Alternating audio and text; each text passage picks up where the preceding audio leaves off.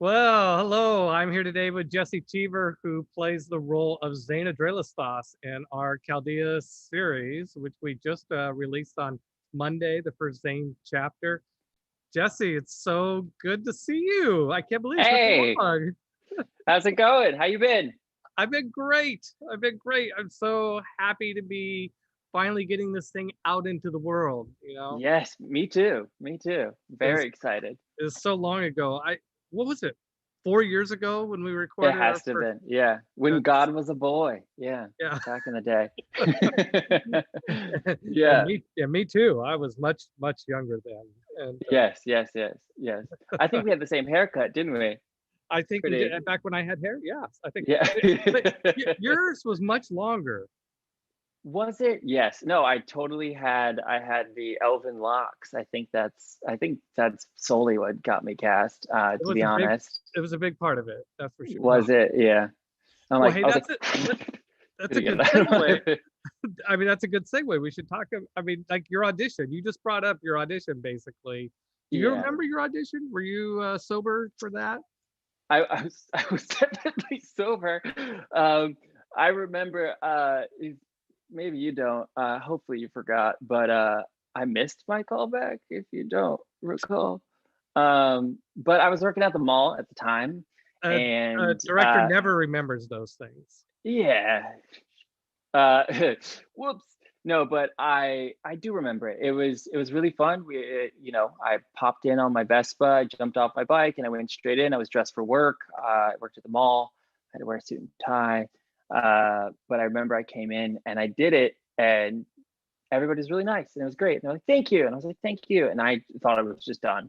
Yeah. I'm not the best auditioner in the world, but I was like, that felt okay, but probably not going to work out. So go to work. So I did, and then I got the email that I got a call back. I was like, oh, awesome, totally cool. I can't wait to go to that. I'm going to prepare for it, and I did. And then the day came where I got a call from my agent. I was like, this is weird. Why she's calling me? And I was like, hey, what's up? She's like, hey, how are you? And I was like, oh, cool. My agent wants to be friends with me. Like, I was like, I'm great. What are you up to? And she's like, cool, great. Why didn't you go to your audition today? And I was like, oh, I didn't see that coming. I thought we were doing brunch. No, I didn't show up for my audition. I had just been silly and Spaced it. got the day wrong. And so I thought I didn't get it, and it was really scary. So yeah, that's my memory of it. But apparently you guys had room for me to come back and give it another go. So Yeah, I honestly forgot that. It's not the type of thing. really, so I just No. Hey, if I forgave you then, I'm definitely gonna forgive you now. I mean, Jesus. oh well, But I remember what I remember. First of all, you had long straight I hair did. down I your did. back at the time, and it Yeah. was so elven. And you wore like some sort of jewelry hair type thing that kind of Oh, like I don't remember that. fit back like that. It was a Oh, very oh, it yes, was like yes. a very Elrond sort of piece, You know what I kind of did? Lord of the Rings. I found a little like a braided gold something, and I put my hair back on the sides, pinned it back, and I used it to hold it so it looked like I had a little gold something or other back there. I remember that now. Yeah, yeah. Uh-huh. That was me, my method acting. No, wasn't. Well, I mean, Steve and I fell in love with you for this role. During the first audition, the callback was, of course, you got to do that because you learn more. But it was a difficult role to cast, and it's like, well, an elven character, right? Uh, how do you do that? No, that's a question. How do you do that? How do you how How do did I you cast an elven character? I have no experience in that. But No, what do you think about to get into the role of playing an elf? hmm, um, well, I mean, to be fair, I mean the writing was enough for me as an actor to pull things from.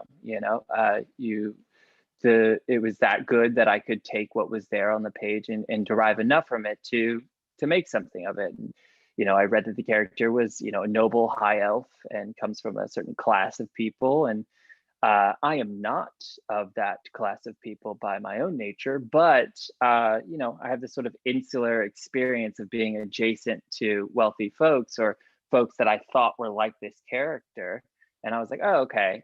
I feel like I've met this person in sort of, the character for me is based off of a person and an experience that I had, and I just sort of went from there. But yeah, your question was, I don't remember, but it was how do I get into a character? Well, and let's say, I said it as an elf, but let's just make it more Zane. Like, if I were Yeah. to say, hey, we're gonna do some, we're gonna, I am gonna say, yes, we're gonna do another recording session.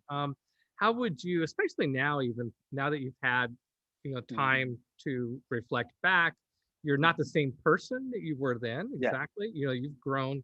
How would you,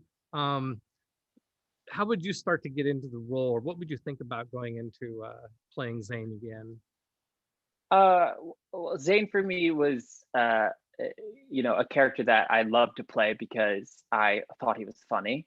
And not only that, but I understood a lot of his experiences. Like I kind of gonna have to break some news to you. There was a bit of acting, not much, but this character who sort of, is a little pedantic in life, but is serious underneath it all, but also kind of, dances around their future because they have, I don't know, things underneath that they want to avoid dealing with. So they sort of do other things. And I didn't have that luxury, but I sort of afforded myself that luxury in my sort of, my formative years. So like Zane, I've spent a lot of time in school. I have been to 2 drama schools and 2 other academic colleges to make a total of 4. Wait, 5. And I've taken my sweet time. I've had a lot of odd jobs. I've floated around from places. I've, backpacked through Europe with not enough money to backpack through Europe, and sort of, taken my chances and sort of avoided things, but also taken things head on and have had to be really decisive and, have some gumption and some tenacity, which I feel like are parts of Zane that I really was attracted to. But I kind of, not to get too long-winded about it, but Zane for me was, I think I told you this, was based off of a person and a character, or a situation rather. And I knew this kid when I was in drama school who was just sort of like, he was from a wealthy family. He was like, European. He was super cool, and we were friends. And I really, really like enjoyed this person when I knew them. Right. And he was just sort of, everything was like, yeah, man, like totally, like everything was fine. And he was like, yeah, my parents like maybe come home because like my sister was having a baby, and like, he just sort of had this like, and then I left my car in LA and I abandoned it. And I was like, it was an Audi. How do you abandon a car, And I took his sort of like crazy, sort of relaxed vibe about things and just having money and being able to be sort of weird about stuff. And this other situation, which was just like I was surrounded by all these rich folks who just didn't understand themselves in reality. And I kind of just meshed those together with who I was, and you get Zane. You get a guy who's serious in some moments, but other moments just don't matter. And then they do. And it's shocking, but then it's not. He's sort of the unexpected expected, which sounds stupid when I say it out loud. It was poetic in my head, but yeah, that's who he is to me. He's the expected and unexpected. Oh, that's great. Oh, that's fantastic. Yeah. And don't worry about long answers. My goal is just to keep you talking for an hour. So, you also wrote the character, so I kind of want to be sensitive to that. I'm like, this thing that you came up with, this is my take. Well, and Steve Connard actually, deserves yes, at of course. least 50%. Shout out Steve. Hey, friend. Yeah, he deserves at least half the blame. He was equally as encouraging of my. You guys allowed me to riff. Can I just take a small, brief second? One of the things I loved most about working on this project was the encouragement I had from you, Steve, Jeff, everybody in the booth. You guys were so encouraging. You let me riff, you let me take a bit of something and run off with it. And if it wasn't great, you know, you tossed it out and kept moving. But at the same time, you really, really encouraged me. And that to me is a type of environment every actor, well, I'll just speak for myself, for me is the environment I seek and I love and I enjoy. And that's what made me want to stay an actor. And unfortunately, you know, actually very fortunately, you know, my path has sort of changed in a much different direction, but I hold on to that hope and that, you know, that project that will come up in my future where I get to work with people who are similar to you, Oh, thank that you. have that Thank you. same spirit, Thank and really do encourage the actor, the artist to take something and run with it. And I think that more shows, more projects would be benefited if they had more brains like Well, yours I and mean, direction like well, yours. well, thank you. It was a lot, you know, the riffing is just, well, first of all, we were doing voiceover, so it's a lot Yeah, cheaper to, you know, if you're on a film set, it's a lot harder to give actors for free sure. rein to run amok, you know.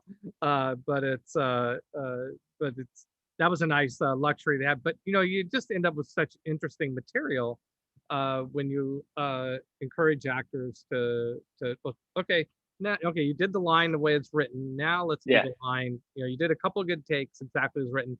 Now let's do a take yeah, where you just do it however you want to, right? And yeah. and oftentimes that's better. Sometimes it's horrible. By the way, Steve says hi back. I'm monitoring, getting text messages from Sarah who's monitoring chat. So Oh, hey Sarah too. Hey Fran, yeah, very prompt emailer and a lovely tone in her emails, every single one of them. she is a princess. She is. She is. She is our princess. And but you know, I think I went to a directing actors course twice. Actually, took two of them. Mhm. And I think the most important takeaway I got from that was that the best experience as a director is when you have a collaboration with the actor. Right. And so, you know, we bring half of it and you bring the other half, you know, and if you, I don't like the idea that as a director, you should have something crystal clear in your head. It's got to be exactly Right. like that because It's gotta be some then room. there's, you know, you need room for the actor to come in and take it to the next level and stuff. So what, Well, thank you for that. well, it was a lot of fun. It was a lot of fun. I mean, It was. I gotta say that I mean we have a great cast and I love all my characters and all my actors that I work with, but it was especially fun working with you. You you always had it Thank you. fun, and you knew your lines. Like you very quickly were able to go right into the performance as opposed to having to stop and memorize the line. Maybe you'd be, you know, I'm not saying it was like one and done takes, you know, but Like it wasn't? you would you would very quickly get to what the line was and what the emotion of the scene was, and then improvise from there. And that's like a three-step process that you would go through those steps really fast, and which allowed more of that. Thank you. Yeah. Yeah, I just certainly don't, you know, I'm not the best like reader. I'm profoundly dyslexic. So for me, I take a bit of time to sort of analyze the script a little bit more than usual. But it's either that or they're like, hey, this is what it's supposed to be. Run with it. Which I got both with you. You know, I came and did my homework, and then you were like, hey, run with it. And I was like, thank God it's not that in between where they're like, just like you can move it just a little bit. I'm like, no. You know, so I was able to sort of, you know, give you what you were asking for, but also it was the room to play. It was the room to play. So I appreciate it. But yeah, I'm happy I gave you some options. But you were certainly encouraging. It was a lot of fun. I one of my favorite moments thinking back with you is I was trying to remember what scene it was, but you were trying to be a bit maybe sexy or something, or I was trying I'm to get not you very to good at that. be maybe I was trying to get you to a certain idea, and there was a cigarette reference. Do you remember this story? Oh, Well, actually it wasn't sexy so much as it was like kind of rude. It was more so you wanted me to sort of have this, I don't know, a bit of an attitude and sort of carelessness that I was talking to you about before. It was like you wanted me to be sort of like flippant and like, oh, whatever it was. And I would do this, and you're like, what are you doing? And you would buzz it, you'd be like, Jesse, what are you doing? And I'm like, I'm pretending I have a cigarette in my hand. And you're like, okay, that works. Like, yeah, okay, keep doing that, whatever it is. And I was like, okay. And then I would do a bit, and then you would sort of react to it, and it would be good, and then we'd sort of go on, and I would stop, and you would go, actually, Jesse, more cigarette. And I'm like, oh, okay, so it's like this. It was a line reading without a line reading, so I appreciate you for that. But you took my little bunny foo-foo, and I turned it into something that we could work with. Exactly. I think Yeah, my well, you have to. One of us needs to explain what you meant by this bit of doing the sound, but since it's visible it's from your, hit. yeah, So for you mere mortals, it's when he's pressing in from behind the glass in the booth, and me, because I have headphones on because I'm important. In my own head, I can hear him. So it's Jesse, and then if he's not pushing the button, I can't hear him. yeah, and then so this is me talking to Steve. Blah blah blah blah blah. It's you and Steve going. Yeah. Yeah, so we're gonna want you to do more of that. That's your voice. I don't know why you're a character from Family Guy, but all right. But yeah, I think it was combo, but you hate exercise. I think it was that. I think it was. Yes. With yes, yeah, exactly. But you hate exercise. That's right. Yeah, that's good. Hey, that's in the scene. You hate exercise. Yeah. Perfect. Yeah. So, well, what did you mean about your careers going different directing than acting? Does that mean you can't come back and do more work for us? Oh, I mean, that'll happen for sure. Just talk to my agent. Oh my No, God.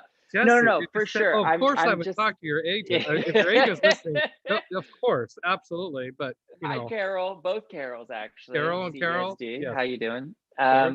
But yeah, no, I changed. I stopped acting in 2018. I stopped acting, and I went back to school. I had 4 years of conservatory training. I had various, drama schools in LA, and I worked as an actor full time my last 2 years as an actor, which was Encompass Your Project. But you don't know this. So actually, it was after your project that I had this revelation. Oh my God, this is some tea, ladies and gentlemen. I after I did your project, I had this moment where I was like, this is so exciting. I'm gonna be on an awesome project. I got flued out. We went to Seattle. I went to the booth where Nirvana had recorded their album. Like, it was everything and all that and then some. And I had this moment where I was like, I can't do this. I can't be an actor and feel this great and then have this much uncertainty. I can't do it. I cannot live a life where I don't have something other than acting, because I was born to be an actor. I've been an actor my whole life. It is what I know I was put on this earth to do, period. But I can't just be that.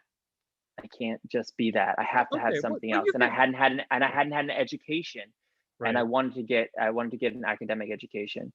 And so that was sort of the push for me. I was like, I had this amazing project, but I really want to do something else. And that was what put me on the path of education and going back and getting my degree. And I went back to community college and worked my butt off, and I got a 4.0 and got accepted into, 3 different schools, and wound up being able to choose my dream school, which was awesome. But your question was, would I be able to come back and do more of this project? And the answer is always.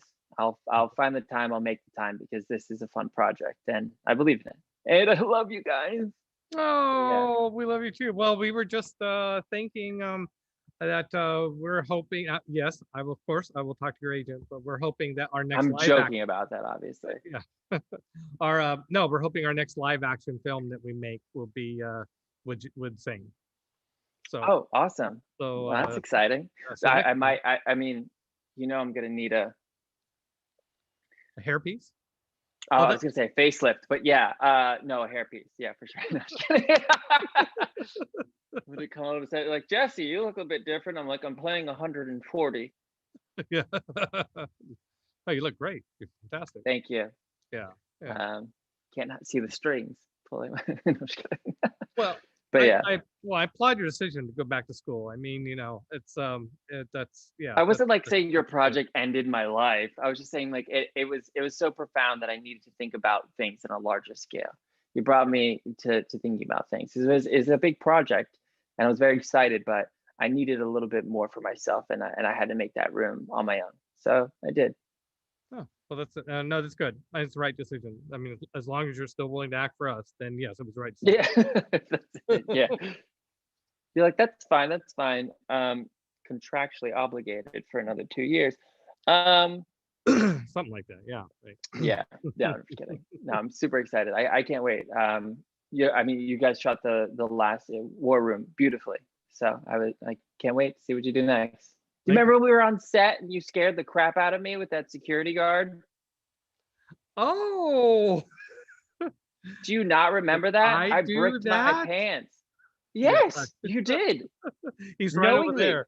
I'm in the studio now. He's right over there. Terrifying. There's a full-size dummy hiding in this warehouse of it's a studio, and there's just a man dressed as a man as a security guard sitting there, and Peter decides to pull an old, I don't know, Texas switch on me and goes, "Hey, who's that over there?" I'm like, ah. I lose it. I frighten easily. Sorry. Oh Yeah, God. thank you for that. Oh yeah. Lost my Sure. wits that day.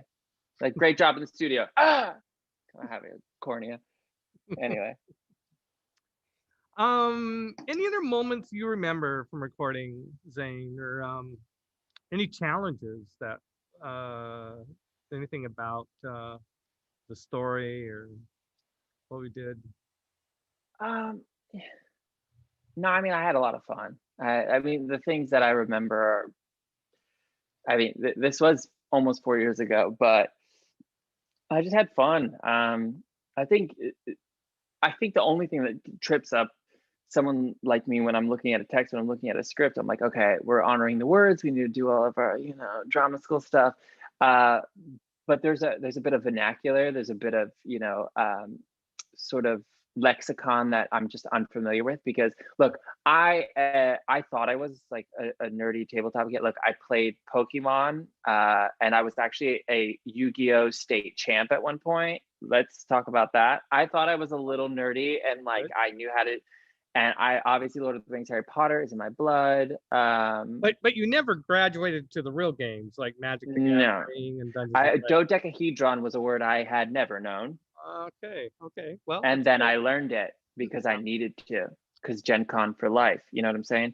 But I got to a point where I was like, I don't understand some of these things in the script. I need to go do my homework. And I just feel like the only thing that maybe had been intimidating to me was a bit of the lexicon, the jargon that is, embedded into, this world that I just wasn't familiar with. And so I did my homework, and that's that.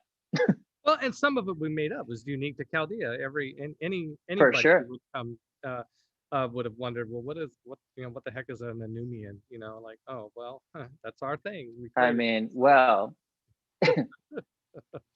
it's a rock, a priceless gem. Yes. well, sometimes gods, a piece of it falls off and goes to the planet called, and then it's turned to a priceless gem. Of course, you would know that if you were in the know. Yeah.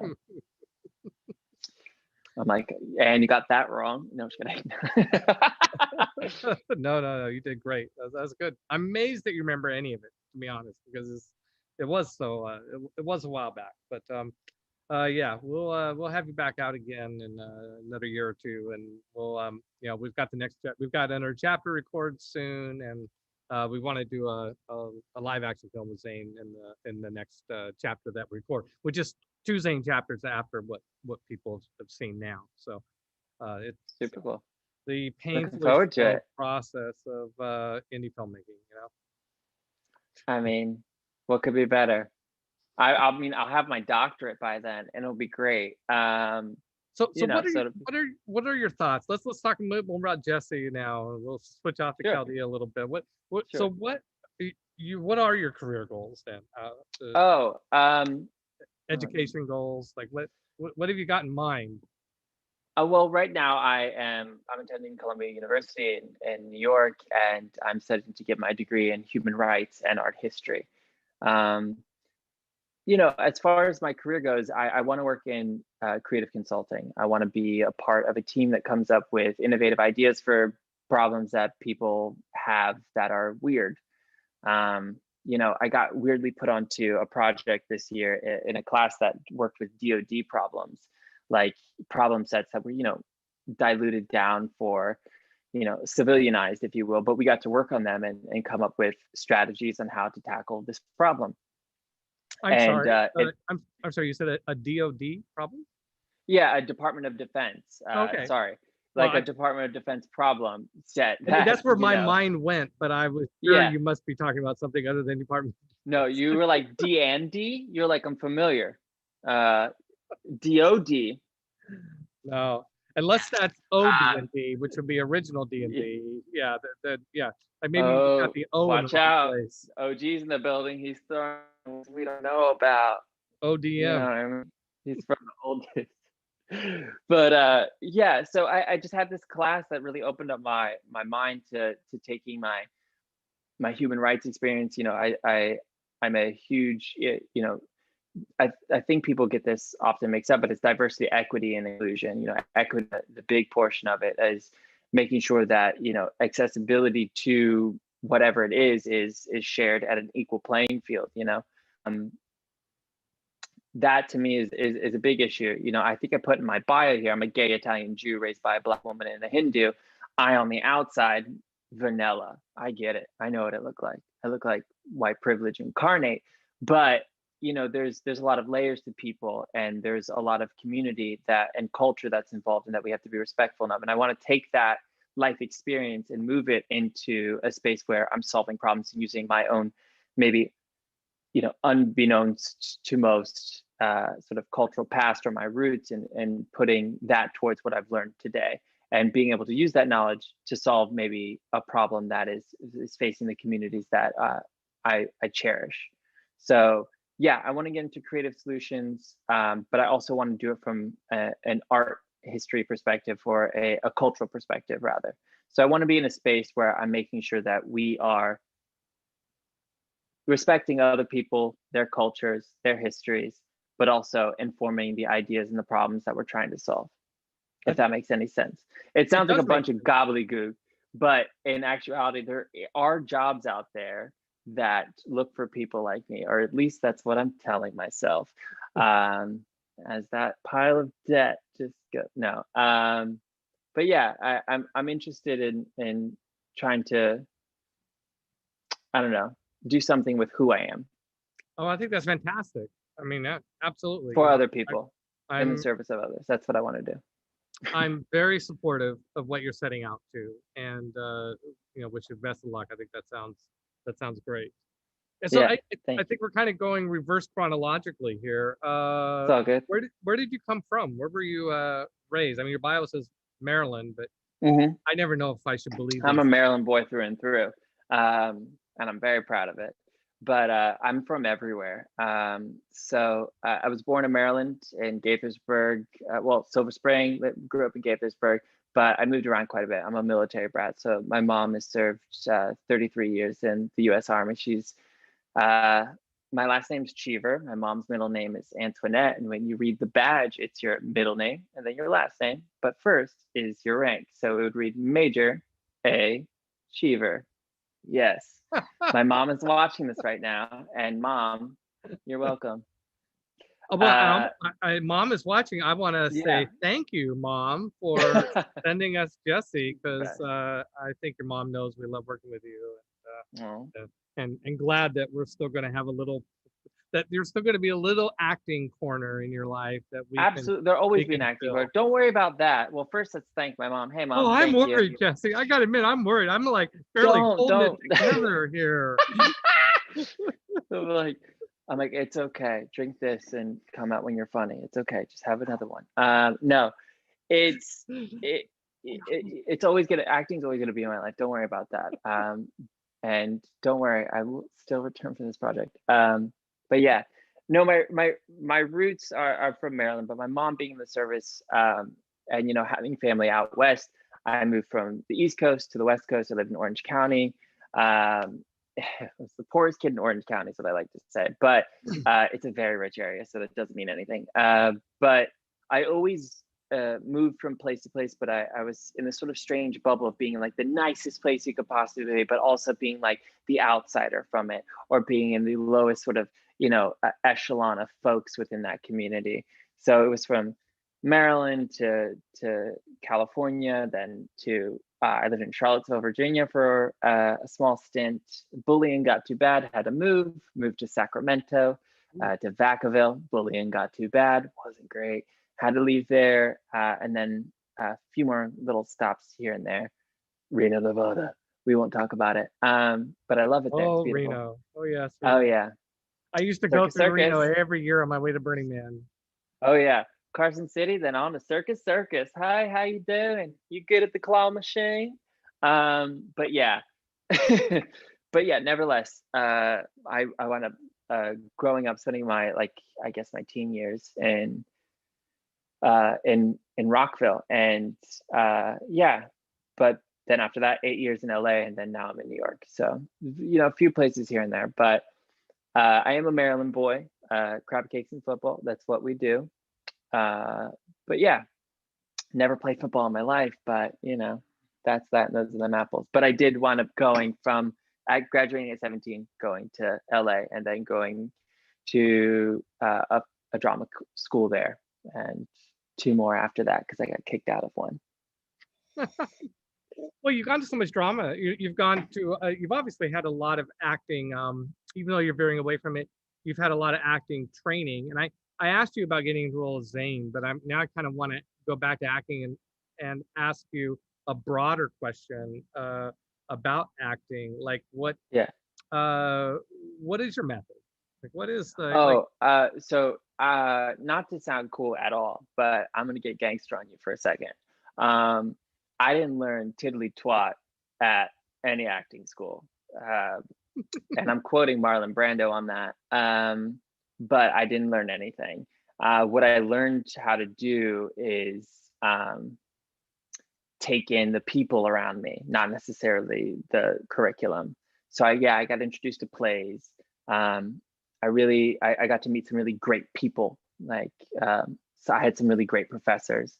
I went to the American Academy. I went to the New York Film Academy. I went to the Lee Strasberg Institute. And it wasn't so much the curriculum or I don't know, the plays we were doing. It was solely about the individuals and what I learned from those experiences. But yeah, no, I didn't learn too much from the whole the academic side of it. I really relied so much on my instincts in those situations because, as I said, I'm profoundly dyslexic. So for me, it was like, give me a space where I can play. Tell me what you are looking for, and just let me riff. And that was what I was looking for. And I was looking for a teacher, a director that would nourish that in me and not put it down. And more often than not, in these very sort of, you know, boxed environments, you get that tampered. And it's unfortunate for someone like me. I was like, oh, I'm bad at this. I'm really bad at this because I'm not doing it this way. But then I had people, you know, I had professors, you know, acting coaches and teachers, and, you know, on to directors. You know, my last director for, that Nickelodeon project I worked on, he was so inviting in a way that reminded me so much of when I had a few more projects in between you, but when I finally worked on your project, which was my last project, I had this experience. I was like, oh my God, this is what it's like. I know that this is a person who's going to encourage me, and this is the environment that I'm looking for. So that's why I was like, oh, I'm home, I'm good. you know. You I are had that such a encouragement. charmer. You're such a charmer, Jesse. Yeah. But seriously, no, it was in that. But yeah, I did go to three drama schools, but I did get kicked out of one. But I don't know if I learned too much there. I think what I took away from it was the individuals and the experiences. I'm curious about another role you might have played that Sure. you really, really enjoyed. Like I'm curious what about a like what because I know you as Zane, Yeah. but I've never had the privilege of being able to watch you act in another role, and I'm curious what another role or two that resonated for you. Like, oh, I really liked that particular. Um, yeah, even if it was Yeah. just a one-off scene back in acting school, I mean, the first thing that comes to mind for me, and it's kind of silly, but for my thesis project for I think it was my second year in school, I did a scene from Primal Fear, the Edward Norton film, Richard Gere. It was really fun for me because at the time I was so young that my feelings at the time were, tumultuous, sort of angsty, and figuring out my queerness in this, in this Hollywood scene, and it was super Hollywood at the time, but I was also in school, and I was like methody and like, like, brooding, if you will. So this character really hit a special spot for me because I was allowed to sort of let it all out. And I do voices, this. People at home may not know this, but there's a few other people living in my head, and Primal Fear is a movie about a guy who kills someone who has this sort of split personality, and he gets away with it because he's sort of mentally incompetent. But turns out that spoiler 20 years later, but he's not, and he's playing everyone, and he can't get tried again for double jeopardy. But whatever, as I digress into the IMDb plot of Primal Fear. But this character to me was fun for me because I got to play the duality. I got to play someone sane and not, someone who was good and evil, someone who was naive and who knew everything and it was sinister. And that to me was fun, being able to play the sort of polar opposites of it. And I enjoyed that. I enjoyed being able to I enjoyed being able to embody that manicness that you feel in your, I was 19 at the time, in your teens. So it was good to manifest that. And it was a project I really enjoyed. So yeah. You opened the door to this idea of multiple voices. Yeah. You want to talk about that, or what do you mean you got multiple voices? Then you said something about in your head. Now I'm really curious. Yeah. Well, I'm like, if you were to sort of take me and say, hey, what do you do, and I'll be like, I'm a voiceover. That's my heart and blood. That's what I love to do. I love to do voices. Robin Williams is and was and will always be my idol. He's the reason I got into this profession. I saw myself for the first time in the world, in another person, and I thought to myself, this is it. This is what I want to do. I saw the genie. Like I saw him doing a bit behind the mic as the genie, and I was like, oh my god. Mind you, it came out in '92, so I wasn't even born yet. But I'd seen this, and I was like, oh my god, that's it. That's what I want to do. So these voices sort of came out of a place of seeing it in the world, Miss Doubtfire, and stuff. Hello, like wanting to be this, to create that. And for me, it was a perfect storm because divorced parents going into trying to steal time on get someone's attention. It's like you can only fall down a flight of stairs so many times. You have to do something else. It was like get hurt or be funny. And I was like, let's go with option 2. We've reached our premium. But yeah, so I learned that if the more voices I had, the more sort of attention I could get. And then from there, I was like, oh wait, I'm not only getting attention for this, but I'm actually good at it. And that became like my thing. So every time I moved, I would be the kid who could, who could beatbox, or the kid who would go from being, hey guys, what's going on? This is super crazy. But like, hey man, what are you doing? Like super, these sort of crazy, dips and dives. And then I was like, oh wait, the more voices I have, the more variation I can do, Yeah. I weirdly learned that, first thing you got to do is you got to see yourself in 5 more years from now, and 5 more years from then. I was like, oh, I could mimic other people, and this is also a gag that I can add to the bag, Right. Right. and it sort of just evolved from there. So yeah, I've always had, people who pop in and out and then, find their way. So yeah, Right. great. Did you you've done a lot of accent work then too? Honestly, the accent work came from growing up in a community with every person from every walk of life. I mean, that was it. I wasn't like widely traveled or anything like that, Right. but it was second nature for me. My mom will recall this, and most of my friends will too, and I'm sorry for it, but I talk with an English accent for most of my youth. Like I didn't understand why, but it was just more comfortable for me to talk with an English accent, so I just did. I didn't know. I actually came in and I thought that I would do Zane in an English accent. And I was like, all right, so I'll Oh just my come in. God, Hello. it's a good thing you didn't. Yeah, I know.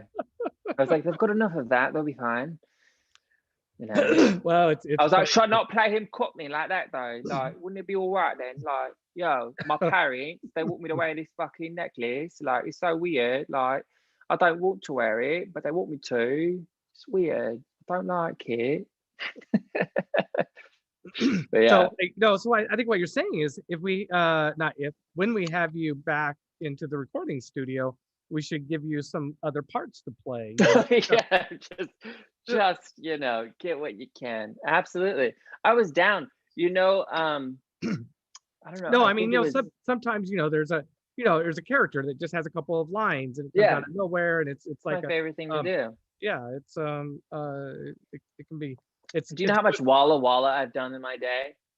Walla Walla for you at home is the background noise that no one ever knows of in voiceover work. It is not glamorous at all, and you don't get a credit for it, but you still have to sit in the booth. Pay your dues, folks. Pay your dues. we give credit. Oh, you do? Okay, great. Thank God. And Steve and I met in Walla Walla. Oh, did you? Aw. I know Steve. Fantastic. I can't see Steve right now. I'm not on the YouTube text, but Steve, I'm sure, is laughing because Steve and I met playing Dungeons and Dragons in Walla Walla, and we both went to school in Walla Walla, Washington. Yeah, so There you go. we have roots there. So when you said you did Walla Walla, I was like, oh, I missed that. That was Oh obviously yeah. after my time. Well, I'm talking about, the sort of when you're in the booth and you have to, you pick up your bits and pieces. So I on purpose and also out of necessity, I did background work right before. So I did a project, excuse me, on Nickelodeon, and it was supposed to be, it was a big project, and it was supposed to be even bigger. Just to sort of put it in perspective here, one of those moments where I was like, wait, this is great, but I can't trust it. That's where my mistrust came from, not you, them. Sure. But it was this really big project, and we had a lot of people around this thing, and it was so much fun. But I was preparing myself to work in a capacity that I hadn't worked before, and in that time I had this huge gap. And in that huge gap, I was like, I need to do something, because like I've done, I've had a co-star credit, I have been featured, I have been, behind the I need to do this one last part before you star in a role, because I was going to a star in role. And I said to myself, I need to do that one last part, which is be an extra. So I went and I spent 4 months before my project was about to do 4 months itself. And I went and I did extra work. It was 2.5, let's be honest, 2.5, 3, maybe. But I did it, and I was an extra. And I really, you pay your dues in that respect, but you understand what it's like before you're on a set and you are a principal and people are really caring about you and doting on you. And, you have someone who's reading your script with you, you have your own, trailer and so forth. You have this sort of this special space. Are you setting expectations, or if we do it right? I'm like, and then you also expect to have only, lobster tails, not claws. Right. Which was a huge problem for me, which my agent will be contacting you about. No, but you get into a project and you have, this sort of space that you're really lucky to have, but do you know what it's like to be in those positions? And I specifically went out to be in those positions, and I took extra roles, and it really does. You cut your teeth, you get your experience, and you pay your dues, and I think that's really important. So Walla Walla is included in that, when you have to go and be like, hey, sure, yeah, sure, oh yeah, for sure. You know, you're doing that sort of background VO that no one will ever hear, but it's important in some respect. I don't know. Well, I'm taking a note that when you come up for a film shoot, that you'd rather stay in a trailer than a hotel. I got that. Okay. Yes, please. I want everyone to know I'm that difficult. No. I know. Yeah. I'm Well, like, love me. I'm just so simple. Are you kidding? I uh, don't need any of the finer things. I'm just happy to sit here and look pretty. No. It's been a lot of fun.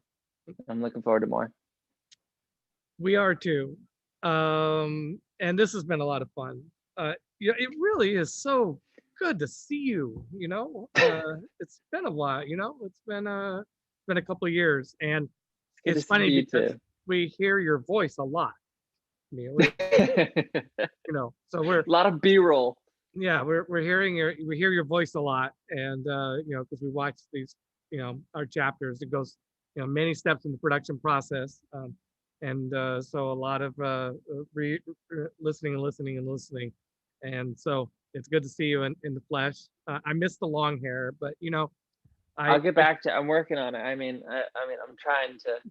Is this all right? I'll work on it. we'll I work on it. promise for you. Once I get out, you know, and I'm on my PhD or my master's, which is not gonna happen. I'm just kidding. But yeah, I mean, I'll grow it out by then. No, if you want to, go for it. Otherwise, we'll get you a wig. We'll put it in the Yeah. trailer. I It'll look, be a fine. good lace front Yeah, does the body good. perfect. And big. All right. Well, thank you so much. It's been so much fun. Of course. Thank you. Thank you so much for joining us. Really appreciate it. Absolutely. All It's right, been my anybody, pleasure. for those of you out watching, thanks so much for joining us, joining our discussion here with Jesse Cheever, who plays Zane in the World of Chaldea. Stay tuned, subscribe, turn on notifications, and we'll see you around. If you enjoyed this broadcast, you can support the channel by subscribing and sharing our videos on social media. Follow World of Chaldea on Facebook, Instagram, and Twitter. And be sure to visit worldofchaldea.com for more videos, concept art, and behind-the-scenes content.